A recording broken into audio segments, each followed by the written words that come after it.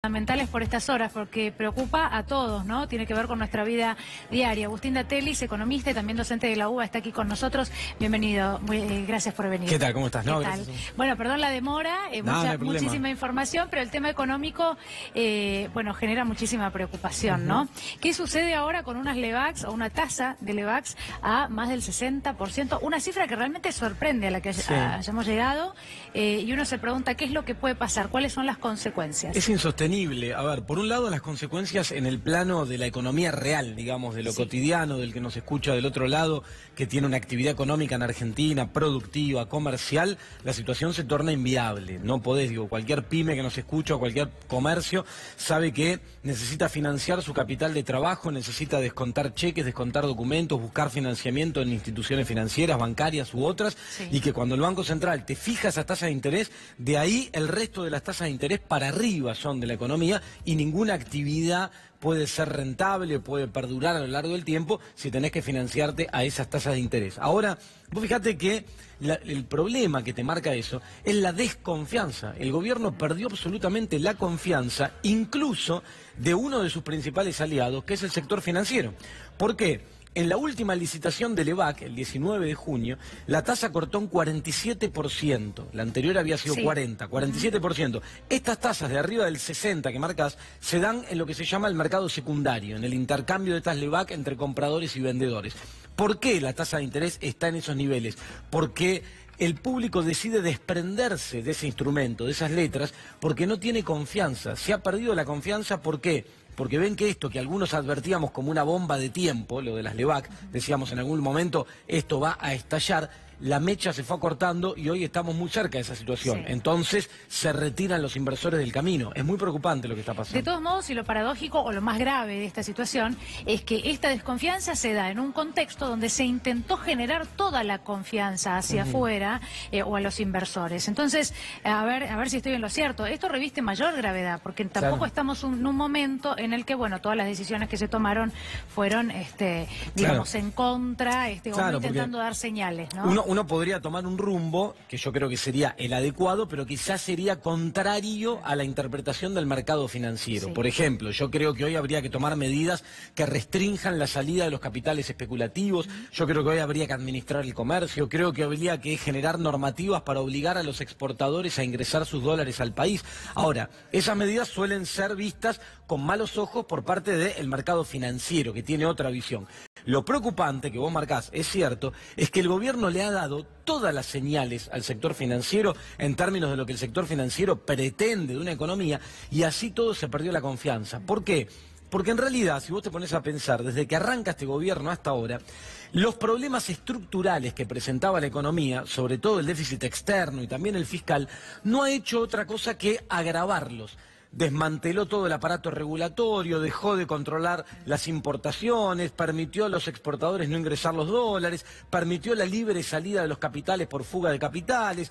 Toda esta cuestión generó que esos dos problemas que tenía la economía se hayan agravado. ¿Cómo los fue llevando a lo largo del tiempo? Con deuda. Nos fueron endeudando a todos los argentinos a un ritmo vertiginoso para cubrir esos baches que se iban agrandando y se iban haciendo cada vez peores. Ahora, el problema es que fue tal la voracidad y el nivel al cual la Argentina se endeudó durante estos últimos 2 años que el mercado financiero le dijo al gobierno: estamos saturados de deuda argentina, no hay más margen. Ahí recurrieron al Fondo Monetario. El Fondo Monetario es el prestamista en última instancia en la jerga internacional, porque es cuando ya estás rascando el fondo del tacho, ya no queda más nada. El problema es que lo que ingresó del Fondo Monetario se está yendo muy rápidamente y el mercado financiero sabe que no tenés más alternativas al alcance de la mano. Bueno, el gobierno plantea este acuerdo con el fondo como una solución, como la salvación y como lo que ya resuelve, y además como algo muy meritorio. Algo muy meritorio que hayamos conseguido esta opción de que nos den un préstamo stand-by. El gobierno artificialmente monta un discurso muy perverso, que lo que te dice es: dejamos de ir al mercado a tomar deuda a tasas altas y una deuda muy volátil, dicen, porque se mueve mucho, y empezamos a ir y fuimos a buscar al Fondo Monetario Internacional a una tasa de interés mucho más baja y mucho más predecible. Es mentira. Cuando uno va al Fondo Monetario es porque quemó todas las naves, es porque agotó todas las instancias de financiamiento convencionales y tenés que ir a buscar al Fondo Monetario y aceptar las exigencias de ajuste que el Fondo Monetario te impone. Esa es la situación en la cual está Argentina. Después del fondo, ¿qué hay? Nada. Bueno, hablando de las exigencias, ¿no? Este acuerdo con el Fondo Monetario Internacional prevé una inflación de un 27% y como segunda opción algunos puntos más, creo que llega sí, hasta 32. En realidad prevé 27 con un tope superior en 32. De 32. La pregunta del millón es ¿qué pasa cuando llegamos a ese tope de 32 y las estimaciones ahora de consultoras para el Banco Central habla de un 30 ya? Sí. ¿Qué podría ser fácilmente un 32? La inflación este año ya va a ser más alta. Vos fíjate que estas consultoras, en mi caso particular, venía proyectando 30 hace 2 meses cuando me tildaban de exagerado y estas consultoras hablaban de 20%. Hoy ya hablan de 30%. Tengamos en cuenta que son consultoras vendidas como independientes, pero de vínculos muy estrechos con el gobierno nacional, por eso son más cuidadosas a la hora de dar sus informes. Ahora bien, en este punto la proyección de inflación para Argentina para este año está en torno al 35%.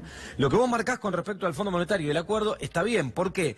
Porque si ese límite superior de 32 no se cumple, que hoy como están dadas las cosas todo indicaría que no se va a cumplir, a no ser que pase algo raro con los indicadores, lo que va a ocurrir es que el Fondo Monetario le va a decir, bueno, no cumpliste con las exigencias, y eso te frena los desembolsos de las cuotas trimestrales de los 35.000 millones de dólares que faltan, porque acordate que el crédito stand-by se firmó por 50.000 millones, 15.000 ya entraron, los otros 35.000 son cuotas trimestrales sujeto a revisiones de que se vayan cumpliendo estas metas que el fondo le impone.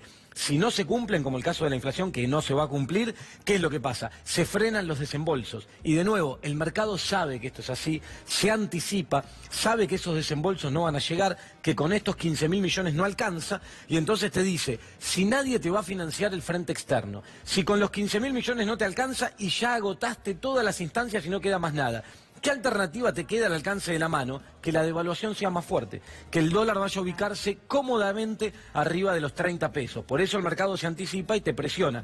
¿Qué poder de fuego tiene el Banco Central para controlarlo? Muy poco, muy poco. Bueno, por eso la estimación incluye un dólar de 30 a fin de año. Se lo preguntábamos a Kicillof porque la verdad es que hoy ya estamos en 30. Sí, hoy ya estamos cerca de 30. Esta estimación tampoco parece ser, pero a ver, lejos o entre el dólar que aseguraba...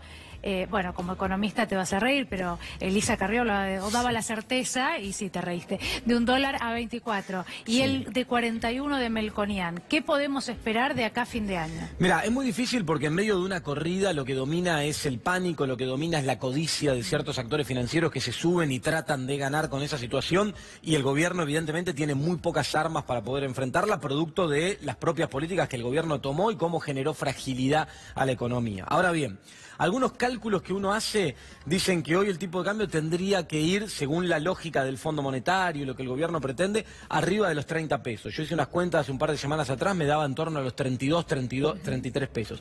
El cálculo que hace Melconian, por ejemplo, es el cálculo que surge de el valor de tipo de cambio en términos de competitividad que tenía Argentina cuando eliminó las restricciones, el famoso cepo, y llevó a ese dólar que en ese momento era 16. Cuando vos llevás eso hoy a valor actual, te da 41. Eso es lo que decía Melconian.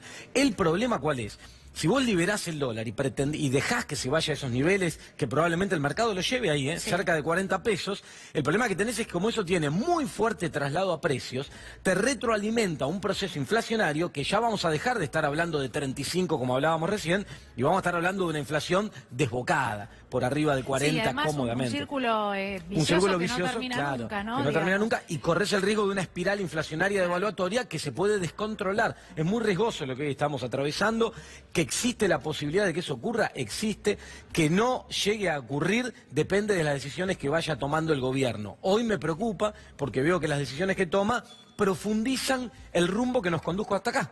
Porque vos fijate que a la bicicleta financiera, que el año pasado, hace unos meses, era un problema con tasas de 27%, hoy estamos en 60%. Hoy se devaluó la moneda lo que va del año más de un 50%. Hoy tenés la inflación desbocada, los salarios pisados, el mercado interno debilitado. Entonces, esto no tiene ningún rumbo salvo ir a una situación de crisis. ¿Se puede evitar? Sí, si se cambiara el rumbo en 180 grados. Yo creo que el gobierno a esta altura debería además abrirse, convocar a otros actores, convocar al diálogo, escuchar otras voces y empezar a modificar el rumbo. Si se cierra en su posición y si profundiza los problemas que nos trajeron hasta acá, lo único que podemos esperar es que esto que hoy estamos viviendo se precipite y que vayamos a una situación de crisis más compleja que la que actualmente tenemos. Sí. Agustín, algunos cuando hablan de una solución miran rápidamente al campo. Bueno, parece que para el gobierno evidentemente esta no es una opción debido a que ayer hubo una reunión y se ratificó la postura que por lo menos hay hasta el momento. Claro, fíjate, yo reciente... Desconozco los números del campo, ¿no? Y sé que el campo es algo muy amplio y que hay sectores como el sector tambero que no están en la misma situación que el sector de granos. Digamos, es muy difícil hablar en general del campo. Pero los números del campo hoy pueden aportar una solución a este problema. Sí, los del gran campo, llamémosle, lo de las grandes exportadoras de cereales, de soja, de trigo, de maíz en Argentina, sí, tienen rentabilidades extraordinarias. Vos pensás que alguien que estaba cómodo liquidando exportaciones y vendiendo los dólares acá a 20 pesos hace 2 meses atrás, hoy lo está vendiendo a 30 pesos. Quien por 100.000 dólares recibía 2 millones, hoy está recibiendo 3. Entonces la rentabilidad de esos sectores es enorme.